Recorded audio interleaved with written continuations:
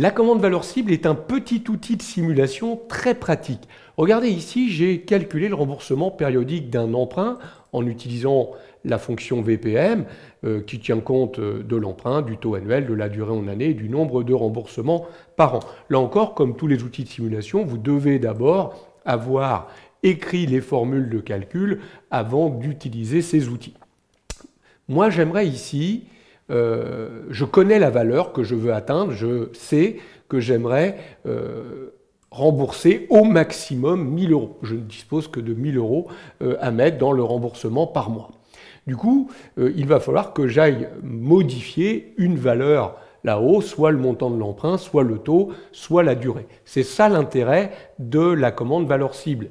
Vous allez lui indiquer la valeur que vous voulez atteindre et vous allez lui demander de modifier un élément variable. Et il va vous trouver immédiatement cet élément variable pour pouvoir atteindre la valeur cible que vous avez définie. Alors, valeur cible ne peut bouger une seule variable à la fois. Nous verrons plus tard un autre outil qui est le solveur d'équations qui, lui, pourra gérer plusieurs variables et même un certain nombre de contraintes. Je vais ici utiliser valeur cible dans un premier temps pour savoir combien je peux emprunter au maximum pour atteindre 1000 sans toucher au taux ni à la durée de remboursement en année.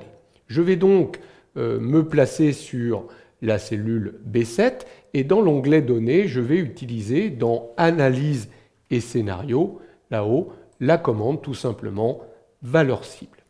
Vous voyez que valeur cible est une boîte de dialogue très simpliste, mais très efficace. La cellule à définir, c'est B7, j'y suis. C'est évidemment la cellule qui contient une formule de calcul et la valeur que vous voulez atteindre, je vous l'ai dit, c'est 1000. Donc vous saisissez la valeur en question.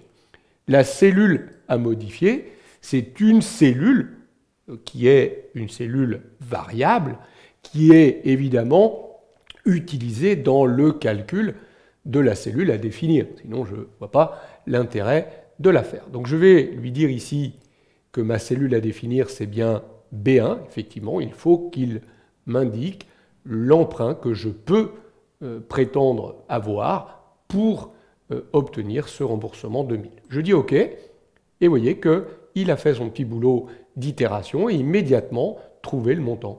Il me signale que pour atteindre la valeur 1000, je dois au maximum emprunter 293 000. Donc vous voyez que ça m'évite d'essayer d'y aller à tâtons. En fait, il va immédiatement m'indiquer la valeur. Alors non, je ne veux pas garder cette solution.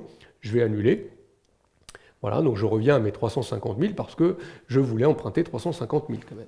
Alors, autre solution, je peux peut-être lui demander de baisser le taux. Est-ce que c'est possible? Il faudra que j'aille négocier à la banque une seule variable à la fois. Donc je vais aller là encore dans valeur cible, toujours B7, je veux atteindre la valeur 1000, mais cette fois-ci, je vais lui demander de modifier le taux. Est-ce que c'est possible? OK. A priori, lui, il me trouve une possibilité, mais il faudrait que j'aille négocier à la banque un taux à 0,19%. C'est pas forcément gagné. Alors, ça l'embête pas, lui. Il aurait pu même, si vous aviez dit je veux rembourser que 500 €, il aurait calculé un taux annuel négatif. Maintenant, il va falloir aller le négocier à la banque. Bon, on va dire que là, ça va être un peu compliqué, donc on va annuler. Donc peut-être que l'idée, ce serait d'augmenter la durée en année de cet emprunt. Donc on va, là encore, utiliser valeur cible, B7, on va lui dire que la valeur à atteindre, c'est toujours 1000, et cette fois-ci, on va lui demander de modifier la durée en année. Oui, c'est possible, a priori, et je vais valider cela, en empruntant sur 37 années et demie. Encore faudra-t-il que votre établissement financier accepte de vous prêter sur ce nombre d'années.